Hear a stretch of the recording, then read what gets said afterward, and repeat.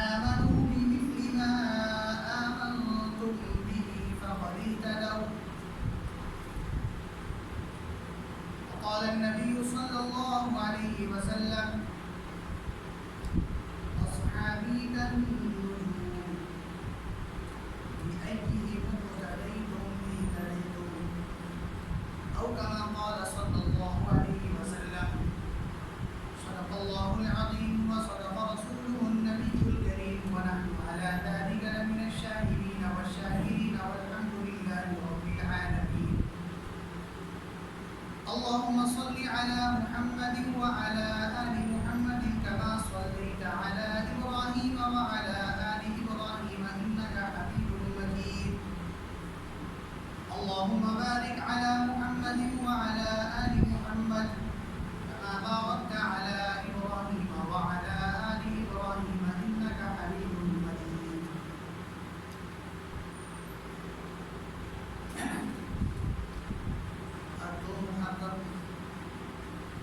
تاریخ ہو چکی ہے، اسلامی نئے سال کی بھی ابتدا ہو چکی ہے. ذو الحج کا مہینہ اسلامی سال کا آخری مہینہ ہے، اور محرم کا مہینہ اسلامی سال کا پہلا مہینہ ہے.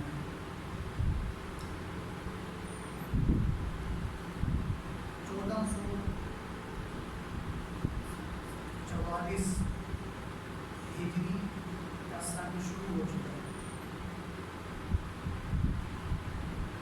یعنی مدینہ منورہ سے جو ہجرت کی تاریخ شروع ہوئی ہے، یکم ہجری سے لے کر اب تک 1444 ہجری، یعنی 1444 سال گزر چکے ہیں آپ صلی اللہ علیہ وسلم کو مدینہ کی طرف ہجرت کرتے ہوئے. اسلامی سال کی جو ابتدا، تاریخ کی جو ابتدا ہے وہ سن ہجرت سے شروع ہوتی ہے. سن ہجرت کا مطلب کیا ہے کہ اس سال آپ صلی اللہ علیہ وسلم نے مکہ المکرمہ سے مدینہ المنورہ کی طرف ہجرت فرمائی. تو اس تاریخ کو، اس سال کو آپ صلی اللہ علیہ وسلم نے مدینہ المنورہ کی طرف ہجرت فرمائی. اس تاریخ، اس سال سے اسلامی تاریخ کی ابتدا کر دی. آج 1444 ہجری جو اسلامی سال ہے اس کی ابتدا ہو چکی ہے. اللہ تعالیٰ ہمیں اس نئے سال میں خیر و عافیت نصیب فرمائے. اللہ تعالیٰ ہم سب کو برے وقت سے، بری نظر سے اللہ تعالیٰ ہم سب کی حفاظت فرمائے. اسلامی سال جس طرح ذو الحج کا مہینہ ایک تاریخ کی حیثیت رکھتا ہے، اسی طرح محرم کا مہینہ بھی تاریخ کی حیثیت رکھتا ہے. اس کی بھی ایک تاریخی حیثیت ہے. ذو الحج کے مہینے میں قربانی کی جاتی ہے، حج کیا جاتا ہے. پھر جب حج اور قربانی کا عمل ختم ہوتا ہے، اس کے بعد پھر ذو الحج کا مہینہ حضرت عثمان غنی رضی اللہ تعالیٰ عنہ کی شہادت کو یاد کرتا ہے. اسی طرح سے اسلامی سال کی جو ابتدا ہے یہ حضرت عمر رضی اللہ تعالیٰ عنہ کی شہادت کی یاد دلاتی ہے.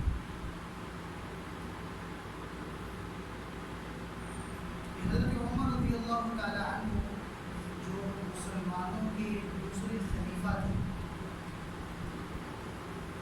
اور آپ صلی اللہ علیہ وسلم کے صحابی تھے، اور بے شمار اللہ تعالیٰ نے آپ کو صفات سے نوازا تھا کہ اللہ تعالیٰ، اللہ کے نبی صلی اللہ علیہ وسلم نے آپ کے بارے میں 2 ارشاد فرمائے جو آپ کی شان کو، مقام کو ایسا صاف واضح کر دیتے ہیں کہ کوئی بھی انسان حضرت عمر رضی اللہ تعالی عنہ سے بدگمانی نہیں کر سکتا اگر اس کے اندر عقل سلیم ہو، یعنی اس کا دل پاکیزہ ہو، اس کی ذہنیت اگر گندی نہ ہو. تو حضرت عمر رضی اللہ تعالی عنہ کے بارے میں آپ صلی اللہ علیہ وسلم کے دو ارشاد ایسے ہیں کہ وہ آپ کی شخصیت کو نکھار دیتے ہیں. ایک ارشاد تو اللہ کے نبی صلی اللہ علیہ وسلم نے آپ کے بارے میں فرمایا کہ اللہ تعالیٰ نے میرے آسمان میں دو وزیر مقرر کیے اور زمین میں بھی میرے اللہ نے دو وزیر مقرر کیے. آسمان میں فرمایا میرے دو وزیر ہیں، ایک کا نام حضرت جبرائیل، ایک کا نام حضرت میکائیل. یہ دونوں میرے وزیر ہیں آسمان میں. اور زمین میں اللہ نے میرے دو وزیر بنائے ہیں، ایک کا نام حضرت ابوبکر صدیق رضی اللہ تعالیٰ عنہ اور ایک کا نام حضرت عمر فاروق رضی اللہ تعالیٰ عنہ. تو وزارت کا مل جانا یہ ہمارے ہاں کتنا اس کو اہمیت دی جاتی ہے. جب کسی شخص کو حکومتی سطح پر، ریاستی سطح پر وزیر اعظم کا وزیر بنا دیا جائے تو آپ صلی اللہ علیہ وسلم کی ذات جس کو اپنا وزیر مقرر کر دے اس کے مقام کی کیا شان اور کیا بات ہے. اسی طرح سے اللہ کے نبی صلی اللہ علیہ وسلم کا حضرت عمر کے بارے میں ایک اور ارشاد کہ فرمایا لو کان بعدی نبی لکان عمر ولکن انا خاتم النبیین لا نبی بعدی. کہ میرے بعد اگر اللہ تعالیٰ نے کسی انسان کے اندر نبی بننے کی صلاحیت رکھی ہے تو وہ حضرت عمر رضی اللہ تعالیٰ عنہ.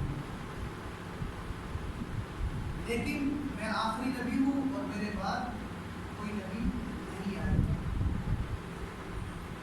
تو یہ نبوت کی طرف سے حضرت عمر کی شخصیت کو پروٹوکول دیا گیا ہے کہ ایک انسان کے بارے میں نبوت کی اس پاکیزہ زبان اتنی بڑی گواہی دے کے جا رہی ہے کہ اللہ تعالیٰ نے مجھ پر نبوت اور رسالت کا سلسلہ بند کر دیا،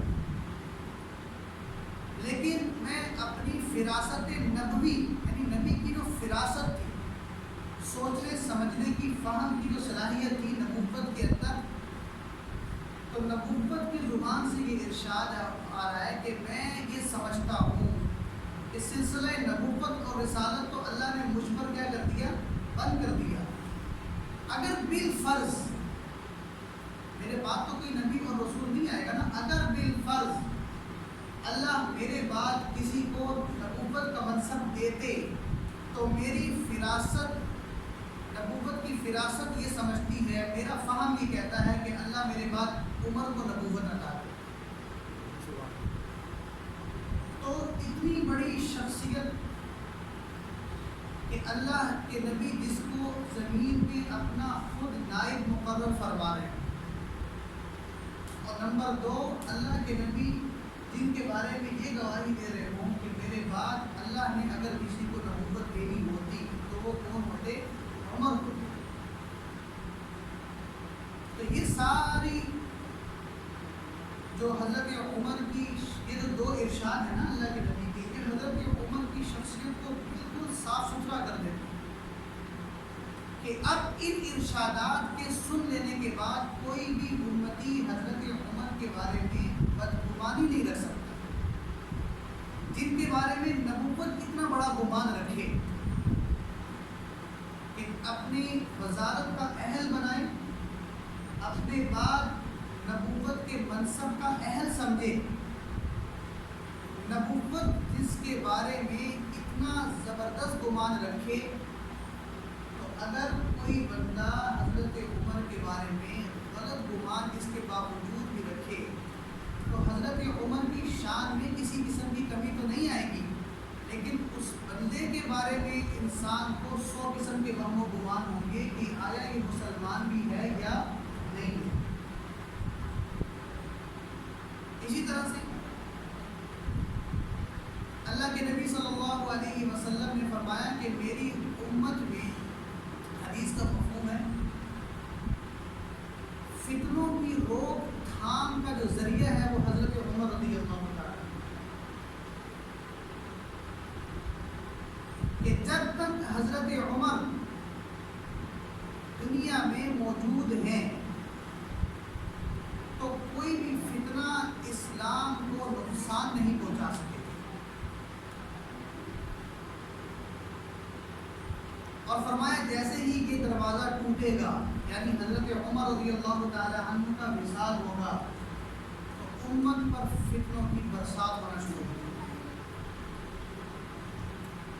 تو یہ کتنی بڑی گارنٹی ہے حضرت عمر کے اعلیٰ مومن ہونے کی، اور اللہ کے رسول کے قریب ہونے کی، کہ جن کو اللہ کے نبی نے فتنوں کی روک تھام کے لیے دروازہ مقرر کیا، کہ اس بندے کے اندر، اس شخصیت کے اندر اتنی صفات ہیں کہ نبوت دنیا سے چلی جائے گی، نبی دنیا سے رحلت فرما جائیں گے، اس کے بعد جب تک اس دھرتی پر حضرت عمر کی ذات موجود ہے، اسلام پر فتنوں کا وار نہیں چل سکتا۔ اور تاریخ میں دیکھا ہے کہ جیسے ہی حضرت عمر رضی اللہ تعالی عنہ کی شہادت ہوئی ہے اور حضرت عثمان کا دور آیا ہے، تو اسلام پر فتنوں نے ایسی چڑھائی کی ہے کہ اس کے بعد حضرت عثمان کی شہادت، اور بڑی غمناک شہادت ہے حضرت عثمان کی، 40 دن تک جن کو بند کر دیا گیا اور ان کو پانی پینے نہیں دیا گیا۔ 40 دن تک، ہمیں 3 دن کا تو پانی یاد ہے نا، حضرت حسین رضی اللہ تعالیٰ عنہ کا 3 دن پانی بند کیا گیا کربلا میں۔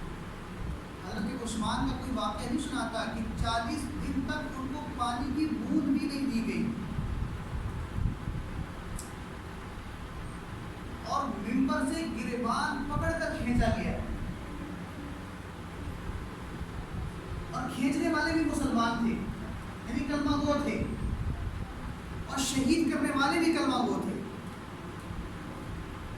ایسی مظلوم شہادت ہوئی ہے نا حضرت عثمان کی کہ ممبر اور لوگ خاموش ہیں، کہاں 40 دن اور کہاں 3 دن، دونوں کا تقابل نہیں ہے نا، مظلومانہ شہادتیں دونوں ہیں، لیکن اگر دونوں کا موازنہ کیا جائے تو کہاں 3 دن کے پانی کو بند کرنا اور کہاں 40 دن پانی کی بوند، اور پھر خلیفہ کے اپنے شہر میں، دارالحکومت میں خلیفہ پر حملہ ہوا ہے۔ اتنے سخت فتنوں نے اسلام پر یلغار کی ہے، لیکن یہ فتنے اس وقت تک خاموش رہے جب تک حضرت عمر موجود تھے۔ جب آپ نے آخری حج فرمایا سن 23 ہجری میں، کیونکہ مسلمان پورے دنیا سے حج کے موقع پر جمع ہوتے تھے، جو مسلمانوں کا خلیفہ ہوتا تھا نا، تو دارالحکومت کے نواز بھی وہی پڑھاتا تھا اور پھر حج کا خطبہ بھی وہی دیتا تھا۔ تو حضرت عمر نے جب آخری حج کیا اور حج کرنے کے بعد جب آپ مدینہ المنورہ واپس آئے، تو حضرت عمر رضی اللہ تعالی عنہ نے اس موقع پر ایک دعا فرمائی اللہ تعالیٰ سے۔ اس سے حضرت عمر کا مستجاب الدعوات ہونا بھی سمجھ میں آتا ہے کہ اللہ ان کی دعاؤں کو کیسے قبول کرتے ہیں۔ جب آپ نے 9 ذی الحج کو عرفات کے میدان میں حاجیوں کا جمع غفیر دیکھا، جو حضرت ابوبکر کے دور میں نہیں تھا، حضرت رسول اللہ صلی اللہ علیہ وسلم کے دور میں نہیں تھا، کیونکہ مسلمان کو اس کے بعد کافی کثرت سے لوگ ہوئے، تو آپ نے دعا کی اللہ تعالیٰ سے، حضرت کہ یا اللہ اب تک جو سلسلہ چلا آ رہا تھا کہ مسلمانوں کی امور کی ذمہ داریاں میرے کندھوں پر تھی، میں اپنی خالص نیت کے ساتھ ان ذمہ داریوں کو نبھاتا رہا ہوں، لیکن اب میں دیکھ رہا ہوں کہ مسلمان کثرت کے ساتھ لوگ ہو رہے ہیں اور اسلام کی تعداد میں اضافہ ہوتا جا رہا ہے اور اسلامی سلطنت بھی بڑھتی جا رہی ہے، ریاست کا وجود بھی پھیلتا جا رہا ہے۔ اے اللہ اب میری آپ سے یہ دعا ہے کہ اب آپ مجھے اپنے پاس بلا لیں، اب مزید ان لوگوں کا بار میں اپنے کندھوں پر نہیں لے سکتا۔ یہ نیک نیت خالص حکمران کی نشانی ہوتی ہے۔ ہمارے ہاں تو ایک کو اتار کے دوسرا چڑھتا ہے، دوسرے کو اتار کے تیسرا چڑھتا ہے نا، کرسی کی لالچ، حرص، ہوس۔ جو نیک حکمران ہوتے ہیں، جن کو اللہ کا خوف ہوتا ہے، جن کے دل کے اندر للہیت ہوتی ہے، وہ جب دیکھ رہے ہیں کہ پبلک زیادہ ہو گئی ہے، عوام زیادہ ہو گئی ہے، اتنی عوام کا بوجھ میں نہیں اٹھا سکتا، تو اللہ سے دعا کیا کر رہے ہیں کہ اللہ آپ مجھے اپنے پاس بلا لیں۔ اگر آج کے حکمرانوں کو بھی حضرت عمر کی حکمرانی سے صرف یہی سبق سیکھ لیں کہ بھی عوام اگر زیادہ ہو گئی ہے تو ان پر حکمرانی کرنا یہ قیامت کے دن ہمارے گلے کا توق نہ بن جائے۔ کتنے لوگ غربت کی چکی میں پس رہے نا، کتنے بچے بھوکے سوتے ہوں گے، کتنی بیوائیں ترس رہی ہوں گی کہ بچوں کو کھانا کھلانے کے لیے پیسے نہیں، ان کے گھروں میں آٹا نہیں ہے، لیکن ہمارے حکمران دودھ پی کر سو رہے ہیں۔ ان کو ابھی بھی جو ہے نا وہ ان کی حرص ہے کہ اگلی باری ہماری آ جائے۔ تو جب حکمرانوں کی نیت یہ ہوتی ہے نا کرسی لالچ، تو اللہ برکات کو کھینچ لیتے ہیں۔ اور حضرت عمر رضی اللہ تعالی عنہ نے جب حج پر جمع غفیر دیکھا مسلمانوں کا تو کیا کہہ رہے ہیں کہ اللہ اب اتنی عوام کا بوجھ میں اپنے کندھوں پر نہیں اٹھا سکتا، میری آپ سے دعا ہے کہ جتنا کام میں کر چکا ہوں اپنی بارگاہ میں قبول کریں اور مجھے اب آپ اپنے پاس بلائیں۔ یہ دعا کر کے حضرت عمر مدینہ منورہ کے راستے پہ جب چلے ہیں اور مدینہ جب پہنچے تو ایک شخص آیا حضرت عمر رضی اللہ تعالیٰ عنہ کے پاس، اس کا نام تھا ابو لؤلؤ فیروز۔ یہ مجوسی تھا، آگ پرست تھا۔ یہ شکایت کرنے آیا حضرت عمر کے پاس اپنے مالک کی۔ اس کے مالک تھے حضرت مغیرہ بن شعبہ رضی اللہ تعالیٰ عنہ، وہ بھی صحابی ہیں۔ حضرت مغیرہ بن شعبہ کی شکایت کرنے آیا کس کے پاس؟ خلیفہ کے پاس، یعنی حضرت عمر بن خطاب رضی اللہ تعالیٰ عنہ کے پاس، ابو لؤلؤ فیروز۔ شکایت اس نے یہ کی کہ دیکھیں میں ماہر فن آدمی ہوں، مجھے بہت سارے کام ہیں، اور جو عام غلاموں پر ٹیکس لگا ہوا ہے نا، یعنی پہلے لوگ لوگوں کو خریدتے تھے تو غلام بنتے تھے، پھر ان سے کام لیتے تھے، پھر جب وہ کام کرتے تھے تو آدھا مالک کے پاس جاتا تھا تو آدھا غلام کا ہوتا۔ تو مغیرہ بن شعبہ کا جو یہ غلام تھا ابو لؤلؤ فیروز، اس نے شکایت کی حضرت عمر سے کہ میرا جو مالک ہے یعنی مغیرہ بن شعبہ، وہ عام غلاموں سے میرے سے زیادہ ٹیکس وصول کرتے ہیں، تو میں آپ کے پاس شکایت لے کر آیا ہوں کہ آپ میرے مالک کو سمجھائیں کہ وہ میرا ٹیکس اور لوگوں کے برابر کر دیں۔ حضرت عمر نے اس کو دیکھا تو فرمایا کہ تجھے اور کیا کیا کام آتے ہیں؟ ایک تو کام تو صرف مغیرہ بن شعبہ کر رہے نا، اس کے علاوہ تجھے اور کیا کام ہے؟ تو اس نے اپنے کام گنوائے کہ مجھے یہ کام بھی آتا ہے، مجھے یہ کام بھی آتا ہے، مجھے یہ کام بھی آتا ہے، مجھے یہ کام بھی آتا ہے۔ آپ نے فرمایا تو ماہر فن آدمی ہے، تو سارے کام کر سکتا ہے، اگر تیرا مالک تیرے سے دوسرا ٹیکس لیتا ہے تو اس نے تجھے خریدا بھی انہی صفات کے پیسے دے کر ہوگا نا۔ غلام کو اس کی صفات دیکھ کر خریدا جاتا تھا نا، اس کی قیمت اس کی صفات دیکھ کر۔ ایک غلام ہے، اس کو تندور کا کام بھی آتا ہے، اس کو سلائی کا کام بھی آتا ہے، ٹھیک ہے، اس کو غلہ بانی بھی آتی ہے، اس کے اندر مختلف کوالٹیز ہیں۔ تو اب بیچنے والا ریٹ بھی ان کوالٹیز کے لگاتا تھا کہ دیکھو اس بندے کو اتنے اتنے کام آتے ہیں، لہٰذا اس کا ریٹ یہ ہے۔ تو فرمایا کہ تیرے اندر اتنی صلاحیت ہے، اتنے کام تجھے آتے ہیں، تو مغیرہ بن شعبہ نے جب تجھے خریدا ہوگا تو ظاہری بات ہے انہوں نے پیسے بھی تیرے پہ زیادہ ہی ادا کیے ہوں گے۔ اگر وہ تیرے سے دگنا ٹیکس لے رہے ہیں اس میں کوئی مسئلہ نہیں، اس کو غصہ آ گیا۔ اور پھر فرمایا حضرت عمر رضی اللہ تعالیٰ عنہ نے کہ میری بات سنو، تمہیں چکی بنانی آتی ہے؟ کہاں آتی ہے؟ تو کہا میرے لیے نا آپ ایک چکی بھی بنائیں۔ اس سے فرمائش کر دی اسی غلام سے، جس کا نام کیا تھا؟ ابو لؤلؤ فیروز، میرے لیے ایک چکی بناؤ جو ہوا سے چلتی ہے۔ تو اس وقت ابو لؤلؤ فیروز نے کہا آپ کے لیے تو میں ایسی چکی بناؤں گا کہ دنیا یاد کرے۔ حضرت عمر کو ایک الفاظ کہے چلا گیا۔ آپ کے پاس دو بندے بیٹھے ہوئے تھے، آپ نے فرمایا تمہیں پتہ ہی کیا کہہ گئی ہے؟ انہوں نے کہا آپ نے کہا تھا چکی بناؤ، اس نے کہا کہ آپ کے لیے ایسی چکی بناؤں گا کہ دنیا یاد کرے گی۔ آپ نے فرمایا مجھے قتل کی دھمکی دے کر چلا گیا، مجھے قتل کی دھمکی دے کر چلا گیا۔ انہوں نے کہا امیر المومنین اگر آپ کو یہ پتہ چل جائے کہ یہ قتل کی دھمکی دے گیا تو اس کو پکڑ دیں۔ آپ نے فرمایا نہیں۔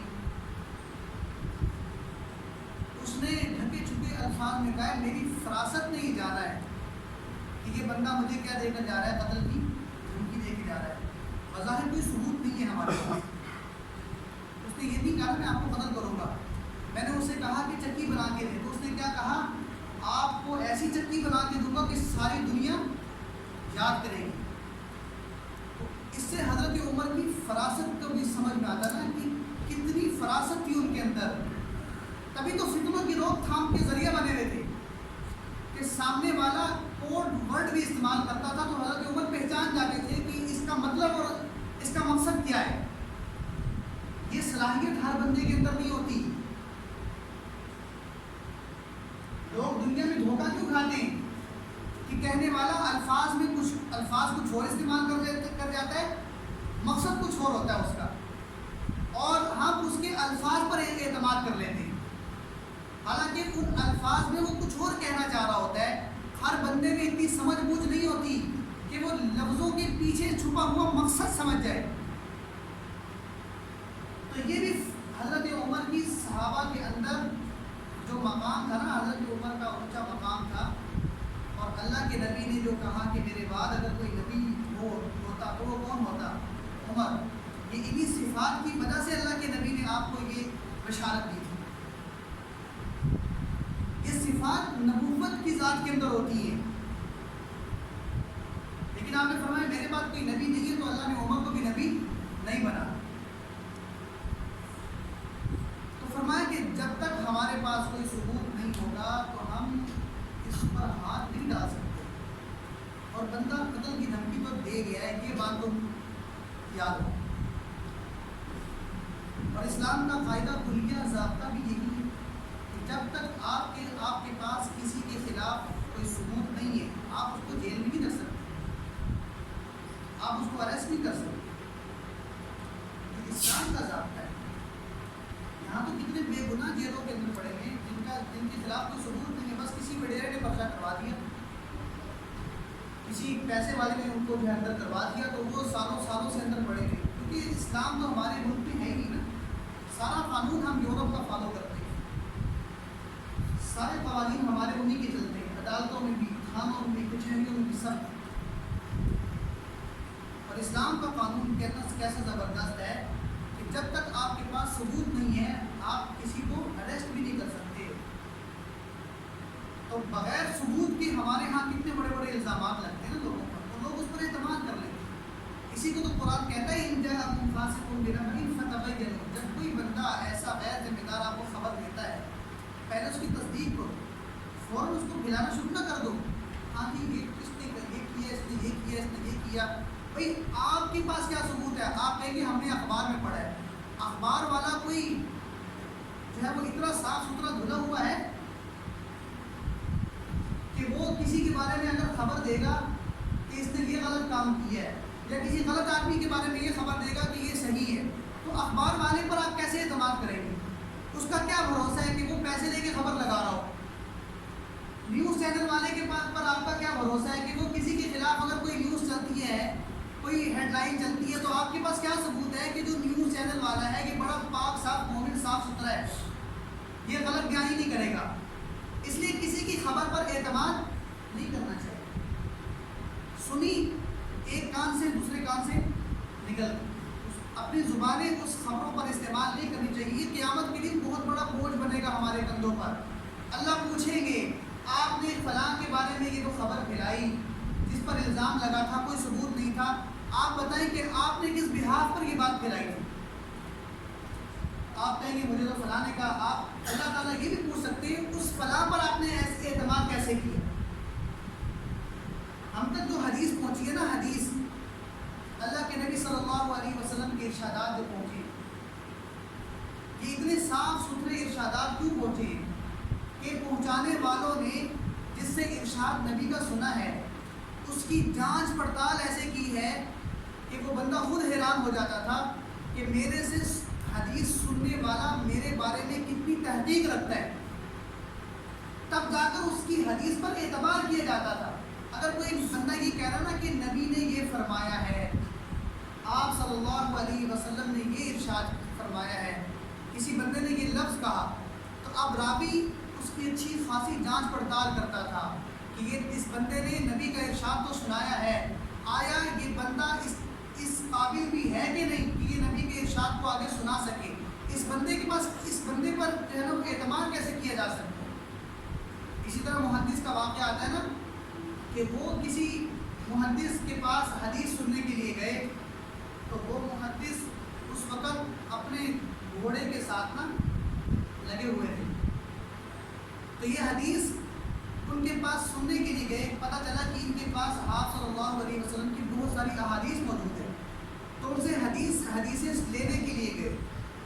جب حدیث سننے کے لیے، پڑھنے کے لیے، حدیث لینے کے لیے ان کے پاس پہنچے تو دیکھا کہ وہ اپنے گھوڑے کے ساتھ مصروف ہیں. سلام دعا ہوئی، ان کے پاس بیٹھ گئے تو دیکھا کہ انہوں نے اپنے گھوڑے کو نا یوں جھولی پھیلا کر اپنے پاس بلایا، اور گھوڑا ان کی جھولی کو دیکھ کر بھاگتا ہوا آیا. گھوڑے کے گمان میں کیا تھا کہ اس کی جھولی میں کیا ہے؟ چارہ ہے. لیکن جب گھوڑا پاس آیا تو اس نے اپنی جھولی گرا دی، چارہ جھولی میں موجود نہیں تھا. وہ محدث ان سے اجازت لینے لگے، حضرت مجھے اجازت دی، میں دوبارہ جا رہا ہوں. انہوں نے کہا بھائی کیوں؟ آپ اتنی دور سے سفر کر کے آئے ہیں، حدیث سننے کے لیے آئے ہیں، بیٹھے میں آپ کو حدیث سناتا ہوں، آپ کو حدیث دیتا ہوں. تو فرمایا کہ مجھے آپ پر اعتبار نہیں کہ آپ جو مجھے حدیث سنائیں گے آپ سچ بول رہے ہیں یا جھوٹ بول رہے ہیں. انہوں نے کہا کیوں اعتبار نہیں؟ بھی بہت سے لوگ مجھ سے حدیث لے کے جاتے ہیں. کہا میں نے آپ کے عمل سے دیکھا ہے کہ آپ نے گھوڑے کو دھوکہ دیا ہے. جب آپ گھوڑے کو دھوکہ دے سکتے ہیں نا تو آپ انسانوں کو بھی دھوکہ دے سکتے ہیں. اتنی جانچ پڑتال کر کے خبریں آپ آگے پہنچی ہیں، اور آج ہم یہ سنا وہ سنا اور آگے پھیلائے جا رہے ہیں. کوئی اعتبار ہی نہیں ہے، اعتبار ہی نہیں ہے کسی پر. یہ ساری جھوٹی خبریں ہم پر قیامت کے دن کیا بنے گی؟ بوجھ بنے گی. تو اسلام کا کیسا صاف ستھرا قانون ہے کہ جب تک کسی کے خلاف آپ کے پاس ثبوت نہیں ہے آپ اس پر الزام بھی نہیں لگا سکتے. چنانچہ ہوا کیا کہ یہ جو حضرت عمر رضی اللہ تعالیٰ عنہ حج کر کے جب مدینہ منورہ آئے، اور میں نے کہا تھا کہ حضرت عمر نے راستے میں دعا مانگی تھی، اور پھر جب یہاں مکہ مدینہ منورہ آئے تو ابو لؤلؤ فیروز شکایت لے کر آیا، اور اس کے بعد یہ واقعہ ہوا کہ حضرت عمر نے کیا کہا کہ مجھے قتل کی دھمکی دے گیا ہے. چنانچہ 25 ذی الحج تھی. حج کب ہوتے؟ 10 ذی الحج کو نا. اس کے بعد پھر آپ مدینہ آئے تو کم از کم آپ کو ایک ہفتہ تو لگا. 18-19 ذی الحج کو آپ واپس آئے، اور اس کے بعد پھر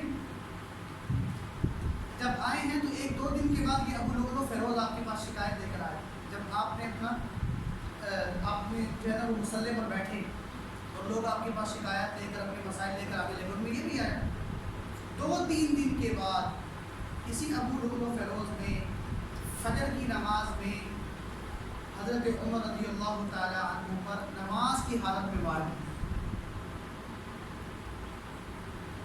2 دن پہلے یہ دھمکی دے کر گیا تھا، اور حضرت عمر نے کیا کہہ دیا تھا کہ بھئی یہ مجھے قتل کی دھمکی دے گیا ہے، لیکن ثبوت نہیں تھا نا کوئی۔ تو اس سے یہ بھی پتہ چلتا ہے کہ صحابہ کو اللہ پر اعتماد کتنا تھا، بھروسہ کتنا تھا۔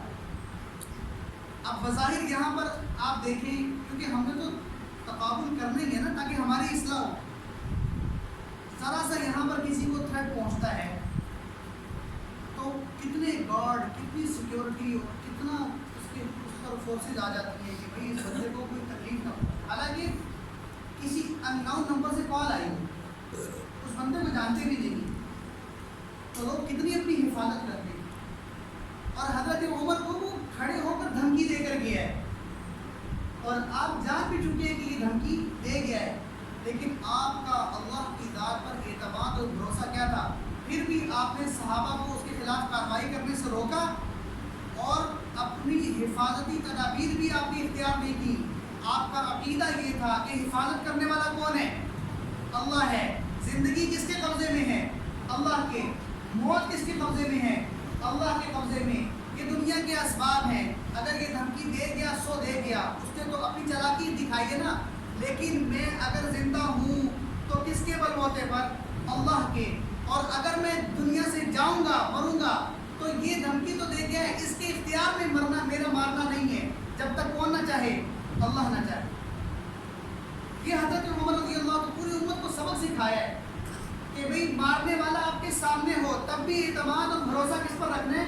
اللہ کی ذات پر رکھنا ہے۔ آج لوگ ذرا ذرا سی بات پر کتنا اللہ کے خلاف ہو جاتے ہیں اور دائیں بائیں نکل جاتے ہیں،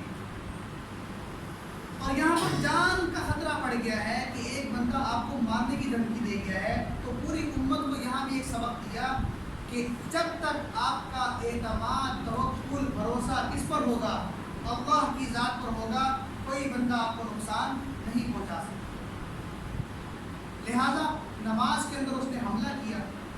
اب حملہ کرنے کے بعد جب یہ بھاگا ہے نا، صفیں بنی ہوئی تھی نا، تو حضرت عمر نے نماز نہیں توڑی، مختصر نماز کی فوراً، اور سلام پھیرا، اور بہت گہرا زخم لگایا اس نے۔ یہاں سے جب آپ کو زخم لگا تو آپ کی معدے تک اس زخم کو جو ہے نا وہ اس نے زخم نے کاٹا ہے، وہ جو کٹ لگا ہے آپ کو، وہ زخم اس کی گہرائی کہاں تک پہنچ گئی؟ معدے تک پہنچ گئی۔ یہاں تک کہ آتا ہے کہ آپ کچھ کھاتے بھی تھے تو وہ فوراً باہر وہاں سے نکل آتا۔ آپ کو دودھ پلایا جاتا تو معدہ آپ کا کٹا ہوا تھا، تو وہ سفید دودھ اسی طرح سے باہر آ جاتا۔ ہضم کرنے کی صلاحیت کیسی ہو جب معدہ ہی آپ کا رکھ گیا؟ جب یہ بھاگا ہے نا ابو لؤلؤ فیروز اتنا سخت بات کر کے، تو صحابہ نے پکڑنے کی کوشش کی اس کو، تو جن صحابہ نے پکڑنے کی کوشش کی، ظاہری بات ہے وہ تو تیار نہیں تھے نا، ان کو تو پتہ نہیں تھا کہ یہ بندہ اس نیت کے ساتھ آج مسجد میں آیا ہوا ہے، تو ان کے پاس نہ تلوار تھی نہ ہتھیار تھی، وہ تو وضو کر کے نماز کے لیے آئے ہوئے تھے۔ جب یہ بھاگا ہے تو اس کے بعد اس نے 6-7 صحابہ اور شہید کیے۔ حضرت عمر بھی شہید ہوئے اس دن، اور حضرت عمر کے ساتھ 6-7 صحابہ اور شہید کر کے گیا۔ بالآخر کوئی عراقی مسلمان تھا، اس کے پاس چادر تھی، تو اس نے اپنی چادر اس کے اوپر ڈال کر اس کو قابو کیا، اور اس نے خودکشی کر لی اسی وقت، تاکہ میں کسی کی ہاتھ نہ لوں۔ اور یہ پورا پری پلان تھا۔ اس بندے کو داخل کیا گیا تھا مدینہ منورہ میں حضرت عمر رضی اللہ تعالیٰ عنہ کو شہید کرنے کے۔ کیوں؟ اگر اس نے غصہ اتارا ہوتا تو یہ کبھی بھی موقع پر اپنے آپ کو مارتا تھا۔ اس نے اپنے آپ کو قتل کیوں کیا؟ تاکہ جو اس کے پیچھے لابی تھی نا حضرت عمر کے قتل کروانے کے لیے، ان کے راز افشانہ ہو جائے، کیونکہ اگر یہ پکڑا جاتا، صحابہ اسے تفتیش کرتے کہ تو آیا کہاں سے ہے, تجھے بھیجا کس نے ہے. تو بہت سارے راز کھلتے کہ کتنے لوگ حضرت عمر کی جان کے پیچھے لگے ہوئے ہیں. لہذا ان سارے لوگوں کو بچانے کی خاطر اس نے اس وقت مسجد ہی میں کیا کر لی, خودکشی کر لی. اور اس کے بعد یہ لابی پھر کام کرتی رہی ہے. اسی لابی نے حضرت عثمان کو شہید کیا ہے, اور اسی لابی نے حضرت حسین کو پھر کربلا میں شہید کیا. پھر یہ ختم نہیں ہوئی ہے, آج تک امت میں یہ لابی کام کر رہی ہے, جو مسلمانوں کے عقیدے بھی خراب کرتی ہے اور مسلمانوں کی جانوں کی دشمن بنی ہوئی ہے. بظاہر وہ مسلمان آپ کو لگے گی, بظاہر کلمہ کو لگے گی, لیکن پیچھے ان کے اہداف اور مقاصد کچھ اور ہیں. تو اتنے بڑے شہادت ہے, اتنی بڑی شہادت ہے کہ لوگ اس شہادت کو تو بھول جاتے ہیں, اور محرم میں ہم حضرت حسین کی شہادت کے تذکرے کرتے ہیں. یقیناً حضرت حسین کی شہادت بھی بہت بڑا سانحہ ہے امت میں کہ نواسے رسول کو خاندان سمیت ذبح کیا گیا. لیکن ایک شہادت کے تذکرے کرنے کے بعد آپ اس شہادت کو بھول نہیں سکتے کہ حضرت عمر رضی اللہ تعالیٰ عنہ جن کے بارے میں رسول اللہ صلی اللہ علیہ وسلم کی گواہیاں موجود ہیں. آپ ایک مرتبہ احد پہاڑ پر کھڑے ہوئے تھے نا, تو زلزلہ آیا اور احد پہاڑ ہلنے لگا. اللہ کے نبی نے فرمایا کہ تجھے کس نے اجازت دی ہلنے کی, کہ جب کہ اس وقت تیرے اوپر ایک نبی موجود ہے, ایک صدیق موجود ہے اور ایک شہید موجود ہے. اس وقت اللہ کے نبی کے پاس ابو بکر صدیق اور حضرت عمر فاروق کھڑے ہوئے تھے. تو احد پہاڑ جو زلزلے کی وجہ سے ہلا تھا اسی وقت تھم گیا کہ اللہ کے نبی مجھے کیا کہہ رہے ہیں کہ تیرے پر نبی بھی کھڑا ہوا ہے, تیرے پر صدیق بھی کھڑا ہوا ہے, تیرے پر ایک شہید بھی کھڑا ہوا ہے. تو حضرت عمر کا نام نہیں لیا بلکہ ان کو شہادت کے ساتھ منسوخ کیا ان کی زندگی میں. یعنی حضرت عمر کو زندگی ہی میں یہ پتہ تھا کہ میری موت کس راستے سے ہوگی, شہادت کے راستے سے ہوگی. لیکن پھر بھی آپ نے اسلامی سلطنت اتنی بڑھائی کہ کیسر و کسریٰ کے جو محلات تھے, جو رومن امپائر تھا, وہ سارا فتح کس نے کیا ہے, حضرت عمر رضی اللہ تعالیٰ عنہ. فتوحات کا دائرہ اتنا بڑھایا کہ ایران تک, شاہ ایران کو بھی جو شکست ہوئی ہے وہ حضرت عمر کے زمانے میں ہوئی, کہ کوئی بھی حضرت عمر کے مقابلے میں آنے کے لیے تیار نہیں ہوتا تھا. ایسی جال و جلال والے شخصیت, ایسی قرب الہی پانے والی شخصیت, اور اس سے بڑی فضیلت آپ کی پتہ کیا ہے کہ حضرت عمر کی تدفین کہاں ہوئی ہے. ہاں جی, حضرت عائشہ رضی اللہ تعالیٰ عنہ کے حجرہ مبارکہ میں. حضرت عائشہ صدیقہ رضی اللہ تعالیٰ عنہ نے آپ صلی اللہ علیہ وسلم اور حضرت ابو بکر کے بعد ایک قبر کی جگہ موجود تھی. حضرت عائشہ کی خواہش یہ تھی کہ یہاں پر جب میں دنیا سے جاؤں تو میری قبر یہاں پر بن جائے. کیوں؟ کیونکہ میرے شوہر بھی یہاں پر مدفون ہیں, میرے والد بھی یہاں پر مدفون ہیں, تو میں اپنے شوہر اور والد کے ساتھ دفن ہو جاؤں. تو حضرت عمر جب آپ کی وفات کا وقت قریب آیا, رحلت کا وقت, تو آپ نے حضرت عبداللہ بن عمر رضی اللہ تعالیٰ عنہ جو آپ کے بیٹے تھے, آپ نے کہا عبداللہ جاؤ جو ہے وہ ام المؤمنین حضرت عائشہ صدیقہ رضی اللہ تعالیٰ عنہ کے پاس جاؤ اور ان سے اجازت دو. ان سے کہو کہ عمر یہ چاہتے ہیں کہ جہاں پر رسول اللہ صلی اللہ علیہ وسلم مدفون ہیں, جہاں پر حضرت ابوبکر صدیق مدفون ہیں, تو عمر کی خواہش ہے کہ عمر کی قبر بھی یہیں پر بن جائے. اگر وہ نہ کریں تو پھر مجھے عام مسلمانوں کے ساتھ دفن کریں, لیکن پہلے جا کر کیا لے لو, اجازت لے لو. دیکھیں تو حضرت عمر خلافت کا حق رکھتے ہیں, اور خلیفہ کو اتھارٹی ہے نا پوری کی پوری, وہ جو چاہے کر سکتا ہے. لیکن حضرت عائشہ سے پھر بھی کیا لی جا رہی ہے, اجازت. جو حضرت عائشہ سے دفن ہونے کی اجازت مانگ رہا ہے وہ حضرت فاطمہ کا حق کھا سکتا ہے. یہ الزام ہے نا حضرت ابوبکر حضرت عمر پر کہ انہوں نے حضرت فاطمہ کے حق کھائے ہیں, نعوذ باللہ. بتائیں کہ جو تدفین دفن ہونے کے لیے ابھی خلافت ان کے پاس ہے, اور وہ تدفین کے لیے کتنا ٹکڑا چاہیے ہوتا ہے زمین کا, اس کی بھی اجازت مانگ رہے ہیں حضرت ام المؤمنین حضرت عائشہ رضی اللہ تعالیٰ عنہ سے, جو نبی کی کیا تھی, زوجہ تھی. تو جو نبی کی زوجہ سے اجازت مانگ رہے ہیں وہ نبی کی بیٹی کا حق کھا سکتے ہیں؟ کبھی کبھی بھی نہیں کھا سکتے. تو حضرت عائشہ نے پھر کیا کہا کہ حضرت عمر، اب حضرت عائشہ کے ذہن میں دل میں بھی حضرت عمر کا مقام موجود تھا نا، تبھی تو انہوں نے کہا کہ حضرت عمر سے کہیں کہ آپ کو اجازت ہے، میں اپنے حق سے دستبردار ہوتی ہوں اور آپ کو حق دیتی ہوں کہ جو جگہ میں نے اپنے دفن ہونے کے لیے منتخب کی ہوئی تھی اب حضرت عمر وہاں پر مدفون ہوں. چنانچہ حضرت عائشہ نے اس وقت حجرہ خالی کیا، اس وقت تک وہ اس حجرے میں ہی رہتی تھی جہاں پر کون مدفون تھے؟ رسول اللہ صلی اللہ علیہ وسلم اور حضرت ابوبکر صدیق رضی اللہ تعالیٰ عنہ. جب حضرت عمر کی تدفین ہوئی ہے پھر آپ نے وہ حجرہ چھوڑ دیا اور آپ دوسرے حجرے میں منتقل ہوئے. اور یہ جو حجرہ ہے اس حجرے سے لے کر منبر رسول تک جتنی بھی جگہ ہے ایک ٹکڑا ہے. اللہ کے نبی کا ارشاد ہے ما بین بیتی و منبری روضۃ من ریاض الجنہ. یہ جو میرے منبر سے لے کر یہ جو میرے حجرے تک کا جو ٹکڑا ہے یہ دنیا کا ٹکڑا نہیں، یہ جنت کا ٹکڑا ہے جس کو ریاض الجنہ کہا جاتا ہے نا، جہاں لوگ نفل پڑھنے کی کتنی خواہش رکھتے ہیں کہ ہمیں جگہ ملتے ہم ریاض الجنہ میں جا کے نفل پڑھیں. فرمایا یہ جو منبر سے لے کر یہ جو میرے روزے تک کا جو ٹکڑا ہے یہ دنیا کی زمین کا ٹکڑا نہیں، یہ کس کا ٹکڑا ہے؟ یہ جنت کا ٹکڑا ہے. اس سے بھی حضرت عمر کی فضیلت ظاہر ہوتی ہے کہ اللہ تعالیٰ نے ان کے جنتی ہونے کا اتنا پکا سرٹیفکیٹ دیا ہے کہ آپ کی شہادت کے فوراً بعد آپ کو عام دنیا کی زمین میں دفن نہیں ہونے دیا بلکہ آپ کو کہاں رکھ دیا؟ جا کے جنت کے ٹکڑے میں جا کے رکھ دیا. ابو بکر بھی اس جنت کے ٹکڑے میں موجود ہے اور حضرت عمر بھی اس جنت کے ٹکڑے میں موجود ہے. تو کتنی شان ہے ان لوگوں کی نا. اللہ تعالیٰ ان لوگوں کی فضیلت ہمیں سمجھنے کی توفیق عطا فرمائے اور اللہ تبارک و تعالیٰ ان سے سیکھنے کی سمجھنے کی توفیق نصیب فرمائے. واخر دعوانا